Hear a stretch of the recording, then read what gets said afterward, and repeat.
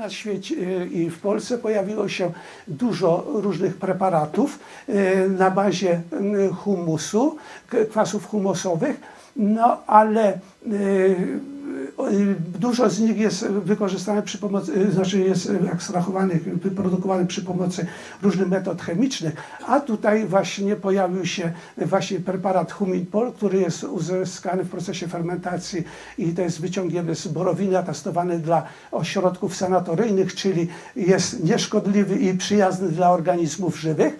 No jego pH jest 12,6%, czyli o czym 12,6%, to jest korzystne na przykład, jeżeli nawet w dużych dawkach stosujemy na tych glebach kwaśnych, których tak jest dużo, jak powiedziałem, w Polsce. Czyli podnoszą wtedy ten poziom pH z kwaśnego do obojętnego czy lekko alkalicznego. Ten Huminpol działa na różne rośliny, które mają diametralnie, tak jak za chwilę pokażę, diametralne wymagania odnośnie i kiełkowania, warunków kiełkowania i wzrostu roślin i należą do różnych grup botanicznych, no i w różnych warunkach środowiskowych badaliśmy, bo nie tylko w laboratoryjnych, ale i szklarni i w polu. Bardzo spektakularne wyniki uzyskaliśmy oceniając plon owoców tego ogórka.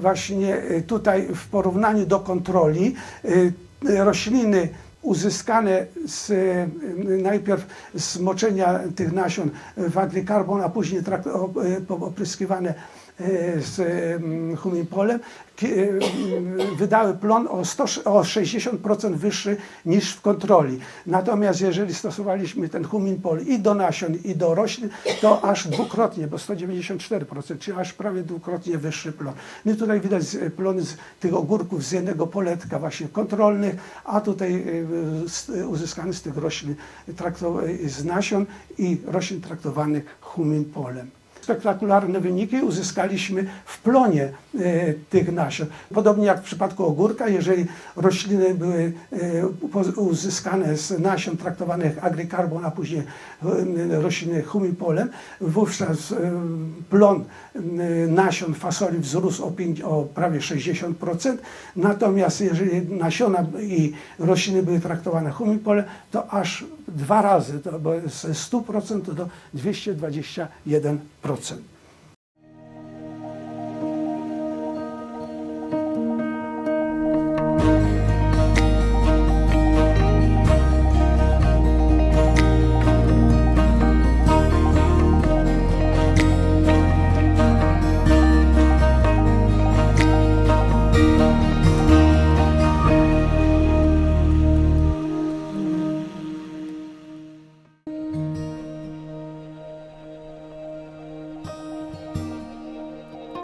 Są wśród nas ludzie nauki, między innymi pan profesor Mieczysław Grzesik, który od 1981 roku pracuje w Instytucie Sadownictwa i Kwiaciarstwa imienia Szczepana Pieniążka, przemianowanego w 2011 roku na Instytut Ogrodnictwa, który mieści się w Skierniewicach. Pan profesor pełnił tu funkcje kierownicze, w tym zastępcy dyrektora do spraw naukowych.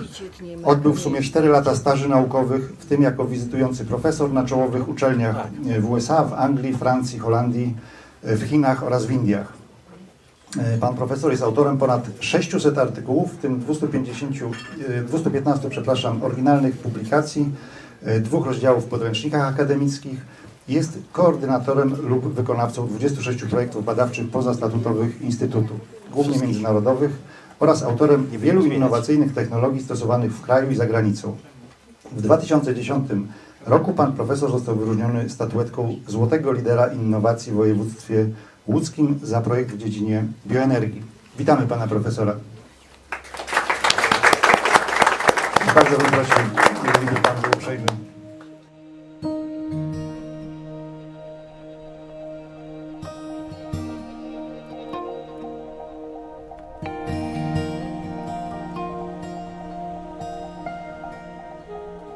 Dzień dobry Państwu. Zanim przejdę do omówienia szczegółowych wyników badań, które przeprowadziliśmy z zastosowaniem preparatu Huminpol w roślinach warzywnych, pozwolimy sobie przedstawić zakres prac badawczych i wdrożeniowych, które prowadzimy w zakresie nasiennictwa w Instytucie Ogrodnictwa Państwowego Instytutu Badawczego w Skierniewicach.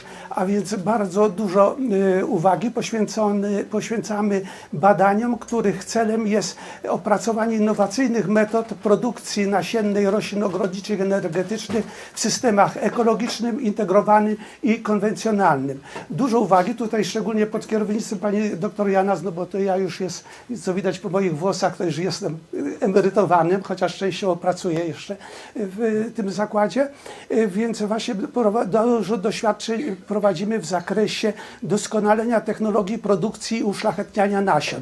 Chodzi o to, aby te nasiona, które uszlachetnimy, kiełkowały bardzo szybko, w krótkim zakresie, w krótkim okresie. A trzeba pamiętać, że nasiona roślin ogrodniczych, warzywnych są drogie, kosztują, 1 kg kosztuje około kilkaset złotych, a są takie, których 1 gram kosztuje ile 1 gram złota. A to dlatego, że te nasiona się bardzo ciężko, znaczy bardzo mało tych nasion się zawiązuje na roślinach nasiennych i one nieraz kiełkują nawet 2 lata. No i tutaj muszę się pochwalić, że myśmy już opracowali takie metody przełamywania tego spoczynku, dzięki temu już kiełkują po kilku tygodniach. Pracujemy również nad metodami nieinwazyjnymi, metodami oceny jakości nasion, bo jeżeli nasiona na przykład kiełkują 2 lata, no to musimy, czy są przechowywane w banku genów przez 50 czy 100 lat, no to musimy opracować takie nieinwazyjne metody, czy jeszcze one są żywotne, te nasiona, czy należy już je wyrzucić. I kolejny zakres badań dotyczy zwiększenia zdrowotności nasion, czyli ochrony biologicznej nasion, a także ochrony plantacji nasiennej przed patogenami.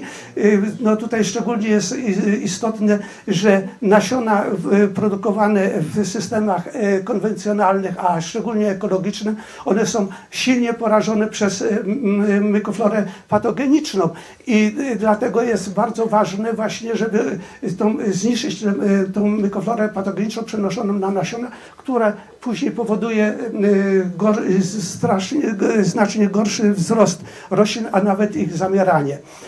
No, dużo badań poświęcamy introdukcji nowych gatunków roślin prozdrowotnych celem pozyskania nasion dla przemysłu farmaceutycznego i spożywczego. Proszę Państwa, dużo uwagi poświęcamy właśnie produkcji kiełków wolnych od mikroorganizmów, a więc chodzi o to, żeby te kiełki, które kupujemy w sklepie, to były tak zabezpieczone tymi preparatami biologicznymi, żeby one zachowały długo swoją żywotność, żebyśmy mogli je konsumować nie tylko kilka dni, ale nawet i tygodnie. Kolejne jest badania, to zastosowanie metod odparniania roślin na chłód poprzez traktowanie pęczniejących nasion szokiem termicznym. No tutaj opracowana przez nas metoda jest dużo bardziej efektywniejsza niż to tradycyjne hartowanie roślin wysadzanych z szklarni do pola. Kolejnym to zastosowanie kiełkowania nasion i roślin jako bioindykatorów skażeń środowiska oraz przydatności gleby i wody w produkcji ogrodniczej. Tutaj opracowana przez nas metoda wspólnie z panią profesor Romanowską z Uniwersytetu Łódzkiego, czyli profesorem Piersunem z Ghent University w Danii, czy profesorem Komem z Uniwersytetu Paryskiego pozwoliła na żeby przy pomocy kiełkujących nasion i rozwijających się glonów czy makrofitów ocenić w krótkim czasie, w ciągu 1 dnia, czy ta gleba i woda jest przydatna do produkcji właśnie ogrodniczej, czy również ta woda, która jest pitna, która jest w naszych studniach, nie jest skażona przez terrorystów czy złośliwą sąsiadkę. Proszę Państwa, na wzrost roślin wpływa wiele czynników i takim najbardziej ważnym czynnikiem to jest nawożenie, które wpływa pośród tych innych czynników w 40-50%. Inne czynniki jak odmiana, zmianowanie, ochrona siew, sadzenie, zbiór, uprawa roli są również bardzo ważne, ale decydują w mniejszym procencie właśnie o tej wzroście roślin. I tutaj na efektywność nawożenia bardzo duży wpływ ma odczyn gleby. I tutaj właśnie Państwo widzą na podstawie tych grubości tych kresek, że tak newralgiczne i ważne dla rozwoju roślin makroelementy jak azot, fosfor, potas, siarka, wapń, no i magnez, to one są najbardziej przyswajane w największej ilości, jeżeli gleba jest obojętna lub lekko alkaliczna, czyli zasadowa. Natomiast żelazo, mangan, bor, miedź i cynk są bardziej pobierane lepiej, w większym stopniu, jeżeli jest gleba bardziej kwaśna. A musimy pamiętać, że w Polsce w zależności od województwa od 40 do 50% gleb jest zakwaszonych. Proszę Państwa, inne czynniki wpływające na efektywność nawożenia to temperatura, czyli zbyt niska temperatura może powodować zmniejszone pobieranie fosforu i azotu, zbyt wysoka, nadmierne uwalnianie się składników z nawozów, znów wilgotność też, nadmierne odpady mogą przyczynić się do wymywania tych nutrientów z gleby, zwłaszcza jeżeli to są gleby lekkie, piaszczyste, a znów przesuszenie gleby może spowodować nadmierny wzrost zasolenia i niekorzystny wpływ na wzrost roślin. I teraz jeżeli stosujemy na przykład bardzo wysokie dawki nawozów mineralnych, a jednocześnie jest susza, no to wtedy te rośliny nam zamierają. No i bardzo ważnym czynnikiem właśnie wpływającym na efektywność nawożenia to żyzność gleby, czyli potencjalna zdolność przekazywania roślinom niezbędnych składników pokarmowych, wody i ciepła. I teraz jeżeli ta gleba jest żyzna, to wtedy ten wpływ niekorzystnej temperatury i wilgotności jest mniejszy. Ja trochę tak szybko mówię, bo mam dużo do powiedzenia i dlatego. Proszę Państwa, no i inne czynniki kształtujące żyzność gleby, a więc to są czynniki fizykochemiczne, chemiczne, morfologiczne, właściwości wodne, fizyczne, ale ja bym się chciał skupić tutaj bardziej na czynnikach biochemicznych i biologicznych, czyli zawartość substancji organicznej i próchnicy, w tym kwasów humusowych w glebie oraz ilość makro i mikroelementów i pozostałości roślinnych właśnie w tej glebie. I proszę Państwa, jaki jest teraz tych wpływ kwasów humusowych? Tutaj już było poprzednio dużo już mówiono na ten temat, więc ja tylko się streszczę, że kwasy humusowe powstają z resztek organicznych, są głównym składnikiem próchnicy, korzystnie wpływają na żyzność gleby, strukturę gruzełkowatą, ułatwiają rozkruszanie się tej gleby, czyli też zapewniają właściwą wymianę gazową i właściwą pojemność wodną. Następnie zapobiegają procesom prowadzącym do zubożenia gleby w próchnicę i zwiększają przyswajalność nutrientów przez rośliny. I jeżeli ta gleba jest żyzna, zawiera dużo tych substancji organicznych, czyli też między innymi zawiera dużo tych kwasów humusowych, to tak jak widać na tym malutkim zdjęciu, ten profil glebowy jest bardzo dobrze przerastany przez korzenie, rozwijają się korzenie włośnikowe, które pobierają makroelementy i wodę. I teraz, tak jak już tutaj powiedziano, na świecie i w Polsce pojawiło się dużo różnych preparatów na bazie humusu, kwasów humusowych, no ale dużo z nich jest wykorzystanych przy pomocy, znaczy jest ekstrahowanych, wyprodukowanych przy pomocy różnych metod chemicznych, a tutaj właśnie pojawił się preparat Huminpol, który jest uzyskany w procesie fermentacji i to jest wyciągnięty z borowiny, testowany dla ośrodków sanatoryjnych, czyli jest nieszkodliwy i przyjazny dla organizmów żywych. No jego pH jest 12,6%, czyli oczyn 12,6%, to jest korzystne na przykład, jeżeli nawet w dużych dawkach stosujemy na tych glebach kwaśnych, których tak jest dużo, jak powiedziałem, w Polsce. Czyli podnoszą wtedy ten poziom z pH z kwaśnego do obojętnego czy lekko alkalicznego. Zawiera też substancję organiczną, kwas humusowy 60%, i inne mikroorganizmy korzystne dla rozwoju, bo gleba, żeby była żyzna, musi również zawierać dużo, musi tętnić życie biologiczne w niej. I według producenta 1 litr preparatu odpowiada 30 tonom obornika, a to jest mniej więcej dawka, którą się poleca tego obornika na hektar. 30 ton do 40-50 ton na hektar. Reguluje odczyn gleby, tak jak już powiedziałem, wpływa korzystnie na żyzność gleby, no jest suplementem diety dla ludzi i z dodatkiem paszowym, to co właśnie Państwo już wcześniej słyszeli.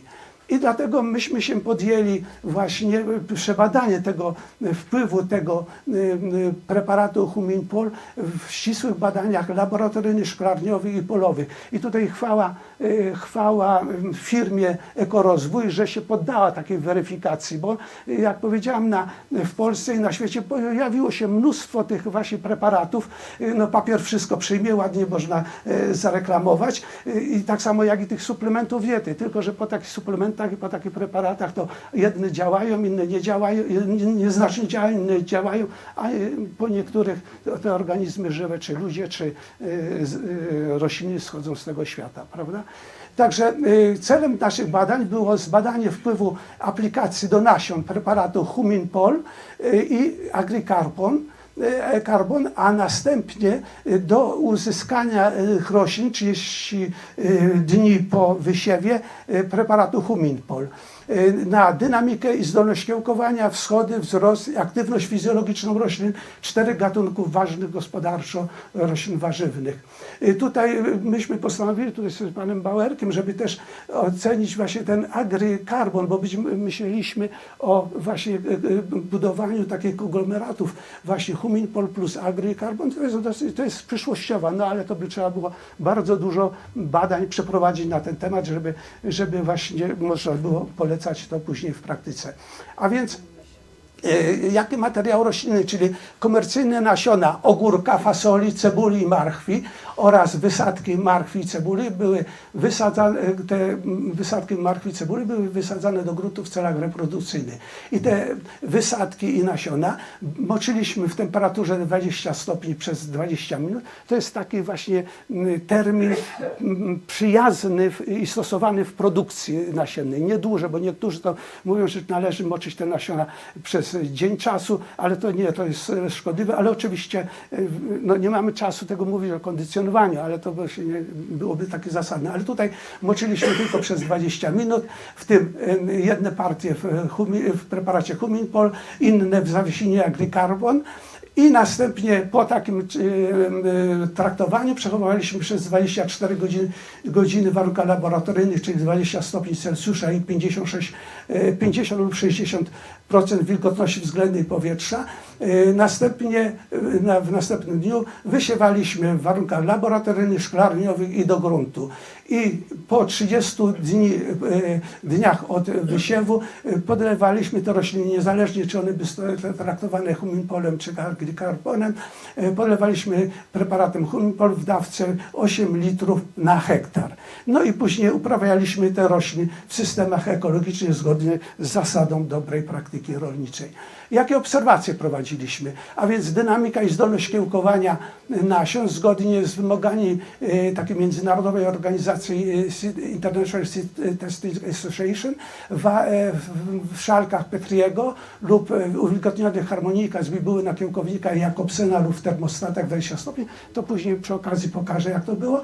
I codziennie zliczano liczbę skiełkowanych nasion, a końcowa liczba właśnie skiełkowanych świadczyła to o zdolności kiełkowania tych nasion. Również ocenialiśmy dynamikę wschodów roślin poprzez codzienne zliczanie liczby wzeszłych roślin. Oznaczaliśmy dynamikę wzrostu roślin poprzez pomiary co 2-4 dni, czyli tych długości pędów lub wysokości roślin. Badaliśmy też intensywność wymiany gazowej, czyli fotosynteza, nettotranspiracja, przewodność szparkowa, zawartość dwutlenku węgla międzykomórkowego. No, przy pomocy fotosyntezy oznaczaliśmy ilość tego pobieranego dwutlenku węgla minus pobieranego, zużywanego dwutlenku węgla podczas oddychania. Przewodność szparkowa, ilość emitowanego dwutlenku węgla poprzez aparaty szparkowe, zawartość dwutlenku węgla międzykomórkowego, to ten dwutlenek węgla, który zostaje wewnątrz liścia. No i oczywiście oznaczaliśmy również indeks zawartości chlorofilu, który wskazuje na wybarwienie tych roślin, bo on wskazuje na zawartość tego fotosyntetycznego barwnika w roślinach. Oczywiście przez cały okres wzrostu monitorowaliśmy choroby a na koniec okresu wegetacyjnego plony nasion, owoców i wysadków. I teraz pozwolę sobie Państwa zanucić tymi szczegółami, prawda? Ale chciałbym udowodnić, że ten Huminpol działa na różne rośliny, które mają diametralnie, tak jak za chwilę pokażę, diametralne wymagania odnośnie i kiełkowania, warunków kiełkowania i wzrostu roślin i należą do różnych grup botanicznych, no i w różnych warunkach środowiskowych badaliśmy, bo nie tylko w laboratoryjnych, ale i w szklarni i w polu, prawda, gdzie w szklarni to są te korzystne warunki dla wzrostu, natomiast w polu to są te warunki uzależnione od warunków pogodowych, prawda, i tutaj akurat w tym roku, bo to były tylko jeden rok prowadzonych badań, to były okresy intensywnej suszy, że gleba była bardzo przesuszona, a były też bardzo wilgotne, że właśnie nawet nie można było wejść na teren tych doświadczeń. Więc takie badania pokazują dokładnie, jak ten preparat działa. Jeśli chodzi o dynamikę kiełkowania, to w porównaniu do tych kiełkowania nasion kontrolnych, to jest to nisko, nasiona traktowane tym w preparatach Agricarbon i Huminpol kiełkowały dużo szybciej i w końcowym efekcie ich skiełkowało kilkanaście, nawet do 20% więcej niż w kombinacji kontrolnej. I tutaj na dole widzicie Państwo, jak to się kiełkuje zgodnie z tymi zasadami ISTA, właśnie w takich harmonikach i w takich inkubatorach, jak tutaj pokazany jest na zdjęciu. Badaliśmy, tak jak powiedziałem, następnie dynamikę wschodów tych roślin. I tutaj właśnie w warunkach szklarniowych, na dole w polu, coś nie działa, ale w porównaniu do roślin tych kontrolnych, to jest niskie, krzywe, właśnie rośliny uzyskane z traktowania Agricarbon i Huminpolem kiełkowały znacznie szybciej i w wyższym procencie. I w końcowym efekcie wzeszło znacznie więcej, tak jak Państwo widzą, znacznie więcej roślin niż w warunkach kontrolnych. To samo przeniosło się, te same zasady przeniosły się na dynamikę wzrostu roślin, mówimy ciągle o ogórku i właśnie też w porównaniu do roślin kontrolnych, to jest ta najniższe krzywe w warunkach szklarni u góry i na dole w polu, właśnie te rośliny uzyskiwane z nasion traktowane w Agricarbon i w Huminpolu i później traktowane Huminpolem wzrastały bardziej dynamiczne, przy czym już tutaj widać, że rośliny traktowane i nasiona traktowane Huminpolem kiełkowały nieco, znaczy wzrastały bardziej dynamicznie niż traktowane nasiona w Agricarbon, a później Huminpolem. I tutaj Państwo widzą po prawej stronie, na tym górnym rysunku, po prawej stronie to są rządek tych roślin w szklarni kontrolnych, takie małe te roślinki, natomiast w środku to są uzyskane z tego traktowania najpierw huminpolem i później do rośliny podlewane huminpolem, a po lewej najpierw agrykarbon, a później do rośliny huminpol. Na dole widzą Państwo po lewej rośliny kontrolne, traktowane huminpolem w stadium, kiedy były nasiona i rośliny traktowane huminpolem, a tutaj po prawej, bardziej po prawej stronie, no, ciągle, tutaj, to właśnie jest traktowane nasiona agrykarbonem, a później rośliny huminpolem. Następne zdjęcia widzimy kontrolę, właśnie na poletkach kontrolnych, tutaj rośliny uzyskane z traktowania nasion huminpolem i podlewane huminpolem, a tutaj inne poletko doświadczalne widzimy po prawej stronie, po lewej stronie kontrolne i tutaj też rośliny traktowane najpierw, kiedy nasiona były najpierw traktowane huminpolem i podlewane huminpolem. Proszę Państwa, to samo było, podobne nieco zależności uzyskaliśmy właśnie badając tą wymianę gazową, czyli fotosyntezę netto, transpirację, przewodność szparkową i stężenie międzykomórkowego dwutlenku węgla. Czy również indeks zawartości chlorofilu, czyli zawartość tego fotosyntetycznego barwnika. Ale bardzo spektakularne wyniki uzyskaliśmy oceniając plon owoców tego ogórka. Właśnie tutaj w porównaniu do kontroli rośliny najpierw uzyskane z moczenia, przepraszam, coś mi się pomyliło.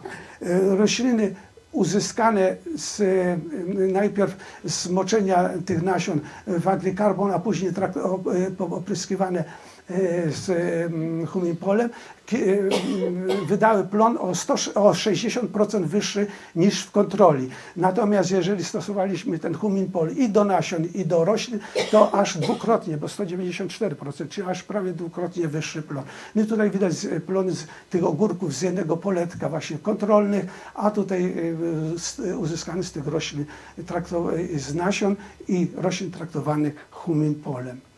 Proszę Państwa, badania przeprowadziliśmy również na fasoli. Ja trochę ciągle Państwa to zanudzam, ale prawda, tu chodzi o to, że chciałbym pokazać, jak na te różne rośliny, które wymagają różnych warunków środowiskowych, różnej temperatury do uprawy i również są uprawiane w szklarni, w tych idealnych warunkach środowiskowych i stresowych w polu, jednak ten huminpol działa korzystnie. I tutaj właśnie też znów w porównaniu widać tutaj, że już dynamika kiełkowania tych nasion kontrolnych jest znacznie opóźniona niż na przykład ogórka, ale właśnie w porównaniu do tej dynamiki roślin kontrolnych te nasiona traktowane huminpolem i właśnie karbonem kiełkowały znacznie dynamicznie i w końcowym efekcie skiełkowało więcej tych nasion.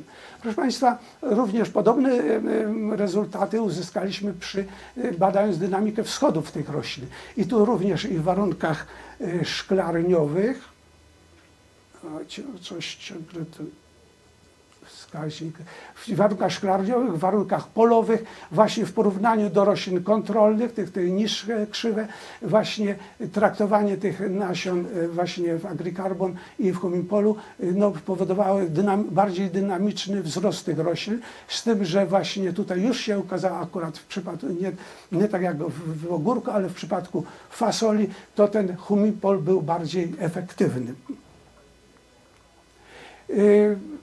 Dynamika wzrostu roślin, właśnie również w warunkach szklarniowych górny wykres i w warunkach polowych w porównaniu do dynamiki tego wzrostu roślin kontrolnych, również traktowanie właśnie tych nasion i roślin tymi preparatami znacznie przyspieszyło dynamikę wzrostu roślin, przy czym już i w warunkach polowych i szklarniowych te nasiona, te rośliny, które były uzyskane z nasion traktowane huminpolem i roślin huminpolem, one bardziej dynamicznie rosły niż tam, gdzie stosowano ten agrykarbon. I tutaj na dole Państwo widzą właśnie młode rośliny tej fasoli, kontrola, traktowane rośliny uzyskane z traktowania nasion huminpolem i roślin huminpolem, a tutaj następnie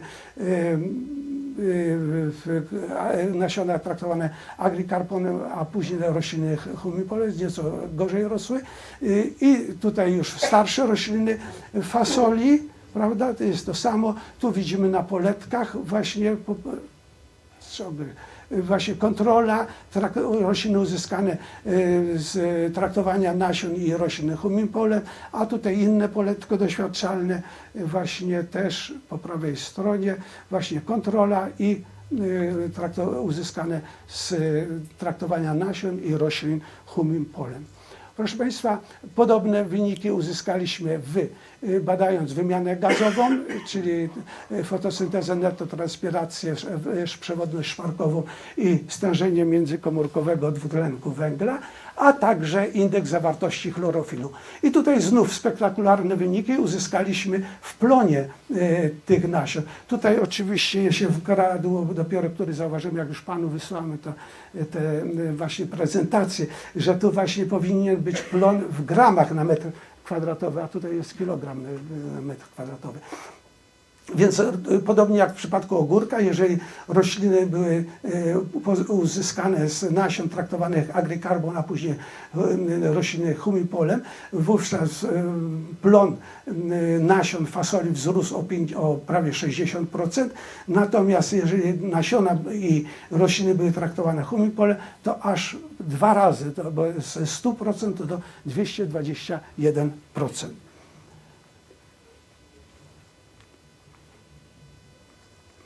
No dlaczego? Podobne badania uzyskaliśmy na cebuli, która, jak Państwo wiedzą, no, diametralnie wymaga innych temperatur i warunków środowiskowych do uprawy, prawda? Wysiewa się w innym okresie, ale mimo to właśnie okazuje się, że nasiona cebuli reagują podobnie na traktowanie. I tutaj właśnie w porównaniu do dynamiki kiełkowania właśnie roślin kontrolnych, nasion kontrolnych, te traktowane właśnie preparatami agrykarbon i humipol znacznie, te nasiona kiełkowały znacznie dynamicznie, a końcowa zdolność kiełkowania była nawet o 20% większa.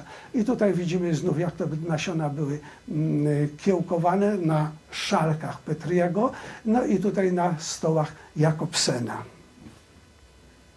Proszę Państwa, podobnie było z dynamiką wschodów. Tu również no, widać diametralne różnice w szklarni, gdzie to jest ten górny rysunek, ciągle coś nie działa.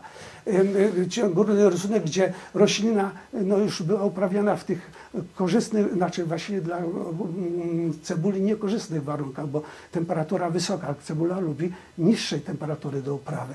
Więc właśnie tutaj, no to szczególnie w porównaniu do kontroli, właśnie ta dolna krzywa, te nasiona uzyskane, znaczy rośliny uzyskane z tych nasion traktowanych agrykarbon i humipol no, wschodziły znacznie szybciej i tutaj no, i w końcowym efekcie znacznie więcej roślin wzeszło, jeżeli pozyskiwane z nasion tych traktowanych, i również w polu to same w zależności zauważyliśmy w przypadku właśnie uprawy w polu.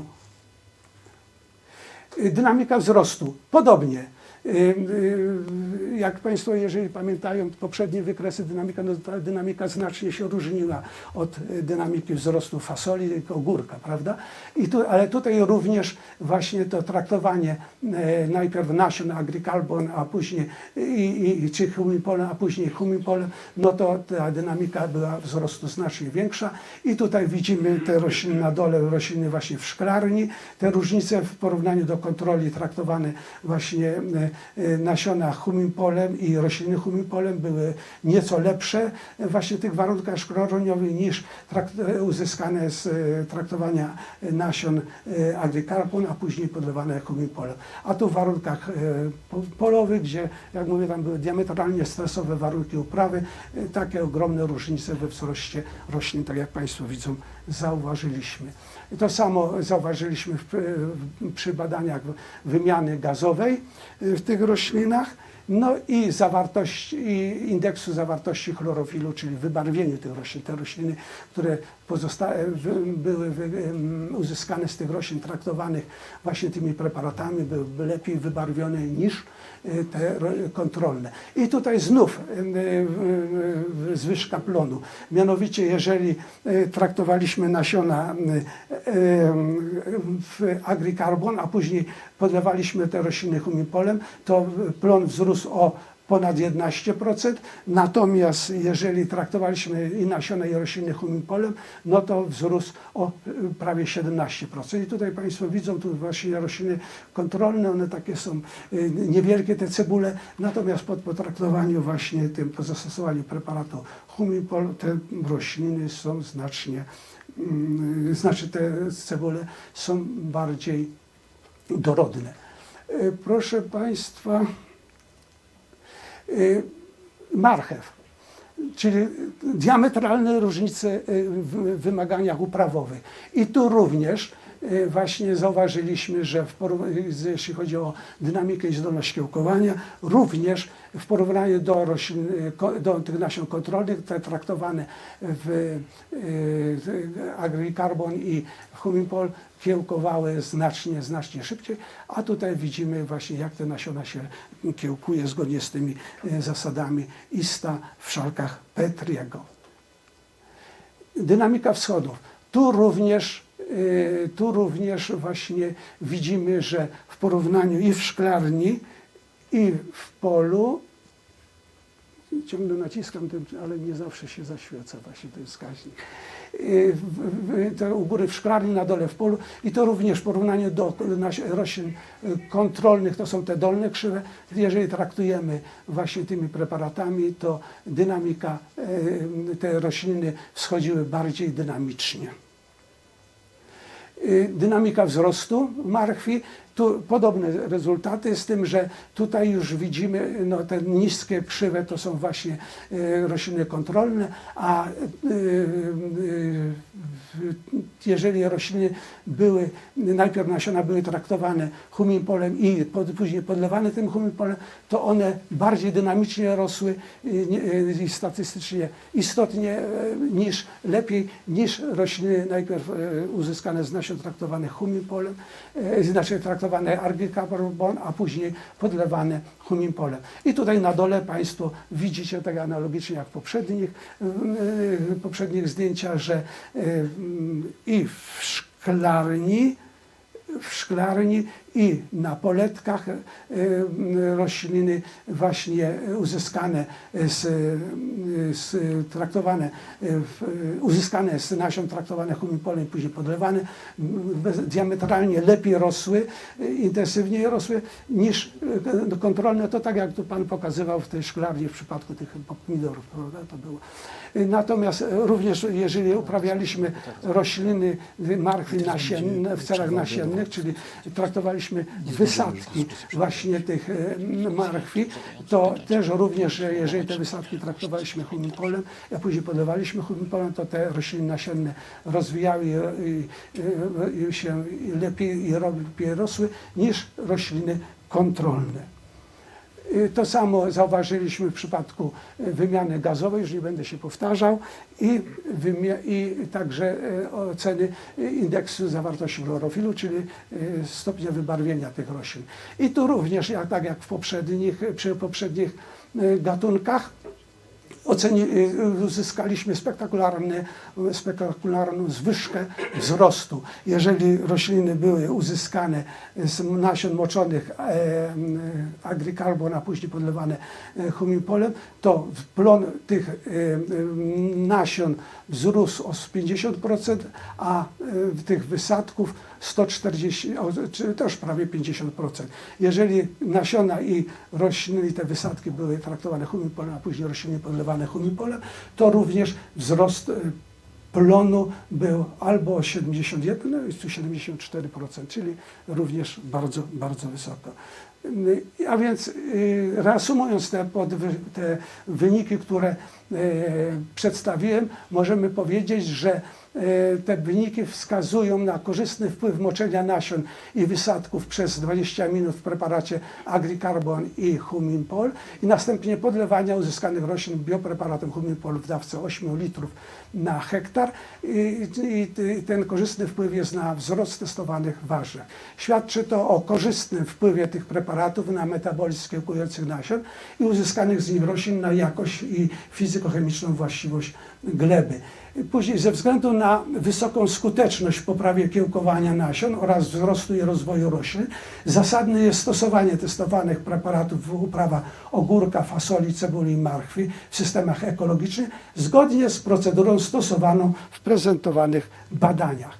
Proszę Państwa, formulacja preparatu Huminpol sprzyja efektywnej aplikacji donasiennej i doglebowej. Natomiast zastosowanie Agricarbon do zaprawiania nasion wymaga dodatkowego opracowania formulacji metodyki zaprawiania umożliwiającej dokładne i trwałe pokrycie nasion tym preparatem i nie osypywanie się go podczas wysiewu.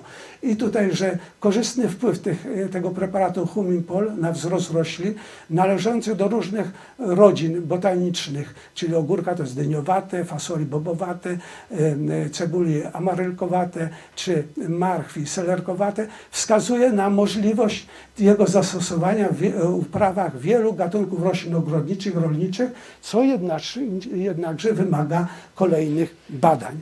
I proszę Państwa, tutaj otrzymaliśmy takie próbki gleby z Kongo i właśnie porównaliśmy zawartość makro i mikroelementów z zawartością ich w warunkach w Polsce, z glebą w Polsce, właśnie w tych doświadczeniach, które myśmy stosowali jeszcze przed nawożeniem różnymi substancjami naturalnymi, czy substratem ogrodowym. I jak tutaj widać, ogromnie zawartość tych makroelementów w tej glebie z Kongo jest diametralnie, niesamowicie niższa niż w warunkach polowych. Jak tam te rośliny mogą rosnąć, prawda?